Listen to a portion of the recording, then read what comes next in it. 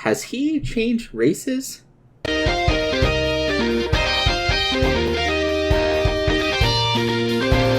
I'm Johnny Two Thumb 17. This is episode 44 of my Football Manager 2018 Unemployed Challenge. And it's been 1 month since I uploaded. Played a new game, lost some subscribers. 3 weeks with a cough. Couldn't breathe, but now I'm back like a boss. 1 week, stayed to K2. Green screen troubles got me feeling blue. Yesterday, I thought to myself, I should probably start making videos again. What's up, guys? We are back with some Football Manager 18 action. I know it has been a while. It has been a month since my last video. I cannot get the mustache section of this beanie to work at all. So if I just hold it like this, it's perfect. Anyways, I've been playing the game lately. I've been getting that FM bug back. Playing the game. Club's been playing pretty well. Let's go ahead and just take a look here at the standings. You can see we're in 9th place. It's nothing to write home about. But when you consider the fact that we were 1,001 odds to win the league, we were joint 3rd worst in the Russian top tier. Heavy favorites to be relegated. The fact that we are 9th, the fact that our goal differential is -1, all incredibly good things. Definitely think that we are, I want to say, overperforming. I guess according to the experts, we are overperforming. But this is about where I thought our club would be. Don't forget, we did make that run in the Russian Cup last year. We were runners up. So overall, pretty good. Again, it's a similar story as last season. Goals scored, we're not that great. We rank 11 out of 16. But goals allowed, we are 5th best in the league. Maximenko is currently 3rd in shutouts. He has not been, well, I shouldn't blame him. Our defense as a whole has not been anywhere close to what it was last year. But we are still a very good defensive team. Like I said, 5th fewest goals allowed in the league. Maximenko has the 3rd most shutouts with 6. The top 2 players, I believe, I think they're both from both Moscow squads, currently tied with 10 shutouts. Maximenko's at 6. So not too far behind, but definitely a far cry from the 20-something he got last season. So we are about halfway through the season now. As you can see, we just played our 20th game, and we are now about to enter the huge sort of mid-season break. But we do have some news with the squad, and it concerns our star offensive player, Milicevic. He is our only offensive threat at all. You see, he has 10 goals. Our next highest is, I believe, Sereda and somebody else are tied with 3 goals. So he's our lone offensive threat, and the Sharks are starting to circle the boat. If we go ahead and take a look here at who wants him, we can't compete with these squads. He's already told me he wants to leave in search of trophies. AC Milan, Sporting, OL, Porto, Genk, and Anderlecht are all sniffing around. He has a $1.1 million release clause. No one's made an offer close to that yet, but I don't see how we're going to be able to keep a hold of him. Now, the good news is that I have no less than 7 striker prospects in our system right now. The bad news is none of them are even close to being as good as Milicevic is right now. Again, he is only 19 years old. I believe our next 2 prospects are both 20 years old. The closest one is probably Vagabov, and he's probably... he won't be ready this season. He's at least a year away from being good. More likely, he's probably 2 years away from being at the level of Vagabov, being at the level that Milicevic is right now. Anisimov is the same story. He's even further away. He's probably 2 to 3 years away from being there. And then the rest, again, are improving. Nowhere near as good as Milicevic is. At 19 years old, he's currently rated as one of our top 2 players in the squad, in the organization as a whole. So he's definitely going to be very hard to replace. I feel like going towards January, we're definitely going to be fielding some offers for him. Unfortunately, with that release clause, we are going to have to cave and accept the offers. I would like to get more than 1.1 million by the time that we negotiate this contract. That seemed like a fair price. Unfortunately, it is going to come back and bite us in the butt. I would try to renegotiate his contract here, but he has made it clear on now multiple occasions here that he doesn't necessarily care about the money. What he wants is the silverware. I think, did we win the league last year? I think we won. We did, right? We had like a record-breaking season. We won the league last year. We won silverware. But he wants some major silverware, and that's not going to happen this season. We are a few seasons away. We can hang with the middle table clubs. We can hang with the low-tier clubs. But when we start playing the Moscows, when we start playing the Zenits, that's when the difference in class becomes apparent. So we're still a ways away before we are going to be challenging for silverware in this league. And I have been keeping an eye out on other jobs as well, trying to get into a more popular league. Unfortunately, everything that's out there right now is pretty much a step down. Not that I'm against that necessarily, but at this point in my career, I feel like this is the best fit for me. But you can see here, we're ranked very highly. See, there's Serie A League One. We're a very, very, very good league, and to go down from this just isn't the right move in my career at this point. All right, guys, we are back from the break. You may notice things are a little different. Yeah, it's true. I have toothpaste on my shirt. Also, you may have noticed that Milosevic's name isn't on our top goal scorer list anymore. I had mentioned that, teams were starting to pay attention to him. He had quite a few teams watching him. Eventually, somebody did come in and met his release clause. If we go ahead and take a quick look, because I don't want to give away anything, OL came in and they met the $1.1 million release clause. His value has since doubled, and he has been tearing it up there. You see in the reserves, 2 goals in 2 games, got boosted up to the senior team, and scored 5 goals in 8 games. He's an absolute beast, tearing it up like he did for us. 35 goals in 51 matches for us. Overall, not a bad deal for us. We brought him in originally for 240. I am sorry. This thing is bugging my lips, and I refuse to take it off.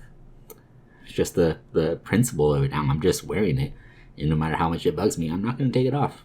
It's just going to keep rubbing my lip. I'm not going to be happy about it, but it's there for the rest of the episode. We're just going to have to deal with that. We bought it for $240,000. We sold him for $1.1 million. Not a bad bit of business by us.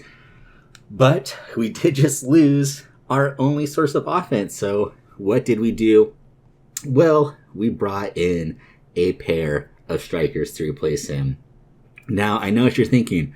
You just said a couple of minutes ago that you had 7 prospects waiting in the wings, waiting to take over for Milosevic. I also said that none of them were ready. So I went out and I picked up 2 players that are still prospects, but are a little closer to being ready. If we go ahead and let's just take a look at our tactics, because we had to build a new tactic as well to accommodate these 2 strikers. We brought in 2 Brazilians. The first one is Pipico.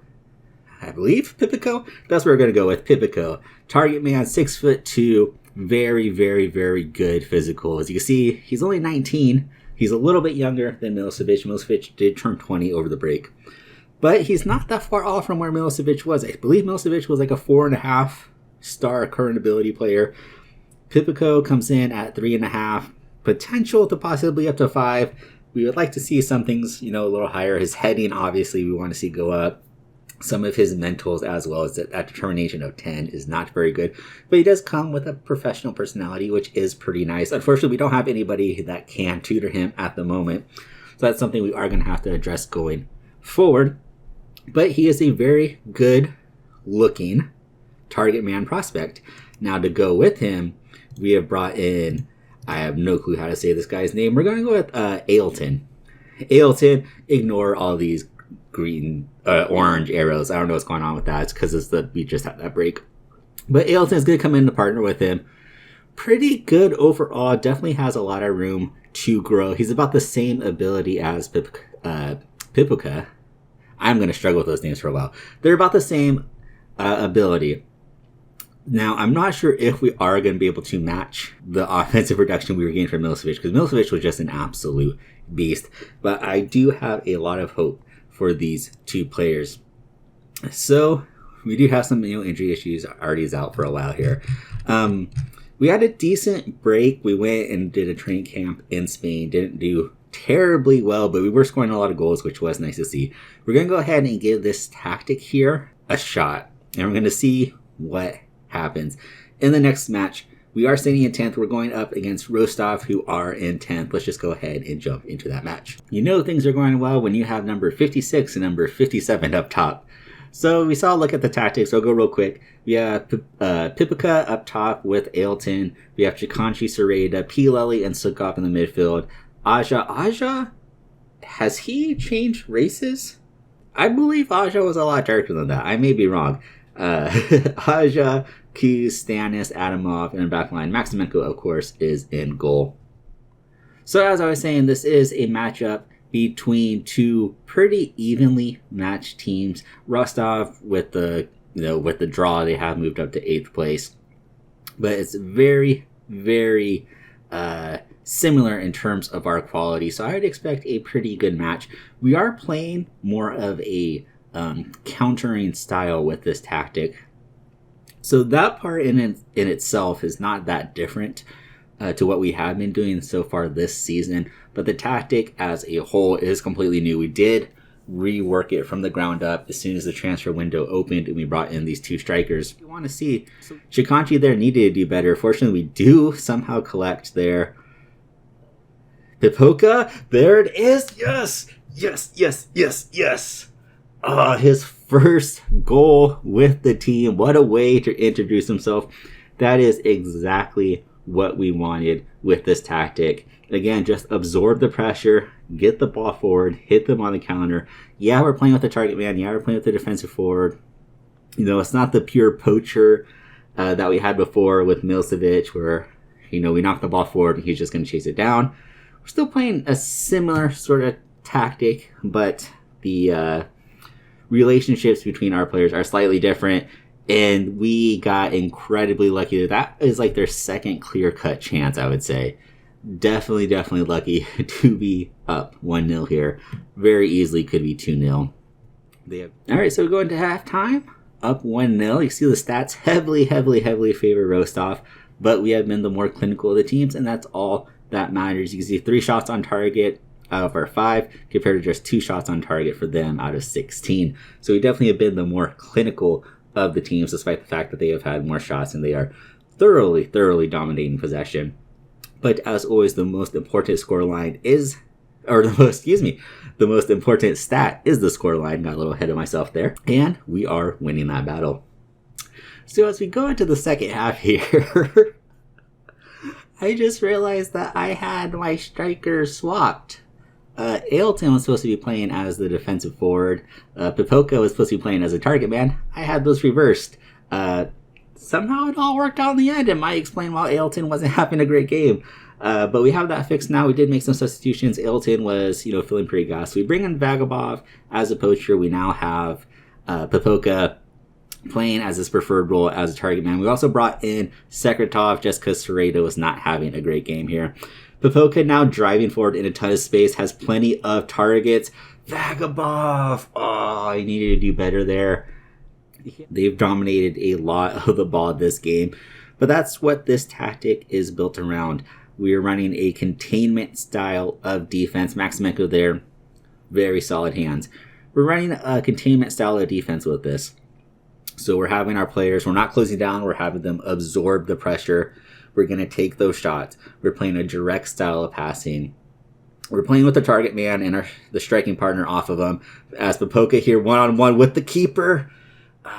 Chikanchi is going to intercept it. Sekretov now looking for Pipoka. Pipoka. He's so loca.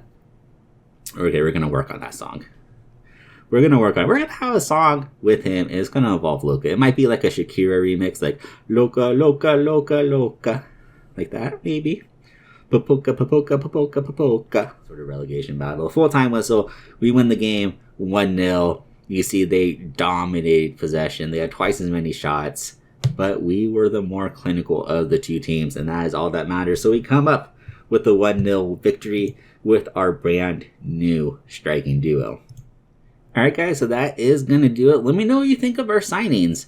We got rid of Milicevic, but we brought in Papoka and Ailton. Let me know what you think about those guys. Be sure to like and favorite the video. Don't forget to subscribe to the channel. Be sure to follow me on Twitter. You'll get all of the latest updates on there. At Johnny2Thumbs17 is the handle. And until next time, guys.